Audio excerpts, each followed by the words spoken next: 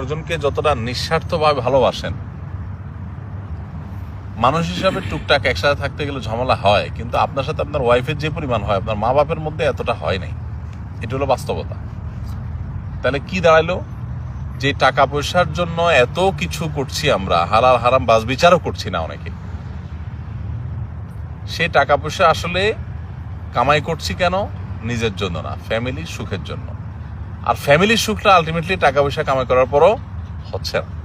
এটা হলো ফ্যাক্ট, এটা হলো বাস্তবতা। তাহলে কি করতে হবে? ফ্যামিলিকে নিজের সহ নিজে পরিপূর্ণ ফ্যামিলির সমস্ত সদস্যরা সবাই মিলে আল্লাহ সুবহানাহু ওয়া তাআলার কাছে আত্মসমর্পণ করতে হবে। আত্মসমর্পণ, মাথা থেকে পা, পুরো জীবনকে আল্লাহ সুবহানাহু ওয়া তাআলার সামনে উপস্থাপন করে দিতে হবে। ইন্না সলাতি ওয়া নুসুকি ওয়া মাহইয়ায়া ওয়া মামাতি লিল্লাহি রাব্বিল আলামিন। আমার সালাত, আমার কুরবানি, আমার জীবন মরণ সব আল্লাহর জন্য।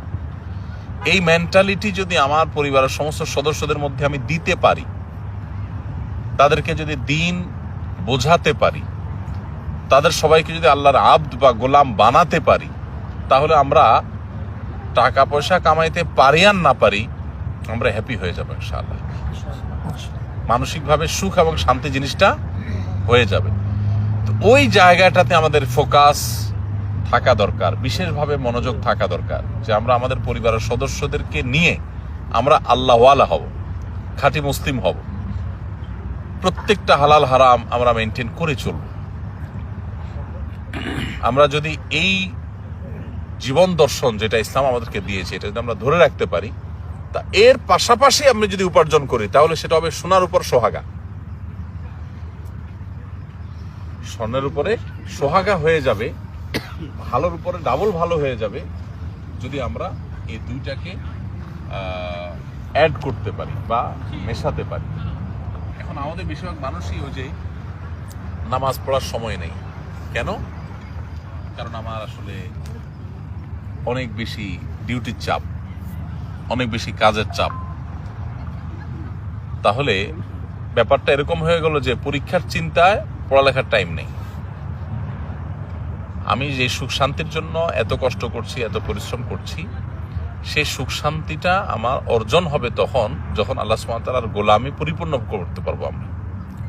আমার নামাজ ঠিক রেখে ব্যবসা হলে আলহামদুলিল্লাহ, না হলে আরো জোর আলহামদুলিল্লাহ। আমার আল্লাহ তাআলার নির্দেশ মেনে যদি আমি চাকরি করতে পারি আলহামদুলিল্লাহ, না পারলে আরো জোর আলহামদুলিল্লাহ। কিচ্ছু আসা যায় না। এই যদি হয় মেন্টালিটি, তাহলে ইনশাআল্লাহ আল্লাহ সুবহানাহু ওয়া তাআলা মানসিক শান্তি দিবেন। আর ইমানদারের আসল অনন্তকালের যে যাত্রা, সে পারলৌকিক যাত্রা, ইমানদার মূলত সাকসেস হবেন, সফল হবেন।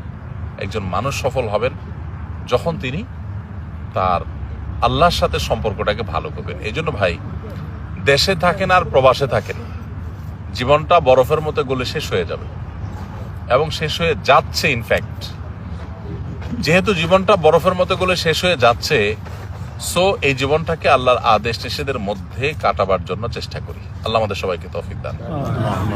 ঠিক আছে না? সবাই আমরা চেষ্টা করবো ইনশাআল্লাহ নিজেরা নিজের জীবনকে গঠন করবার জন্য, সাজাবার জন্য, এবং হালাল হারাম মেনটেন করে চলবো। অনেক ভাইরা আছেন হালাল হারাম মেনটেন করেন না। প্রবাস জীবনে বিশেষ করে মক্কা মদিনার দেশে, হারামাইনের দেশে থেকেও অনেক সময় এগুলো মেনটেন হয় না।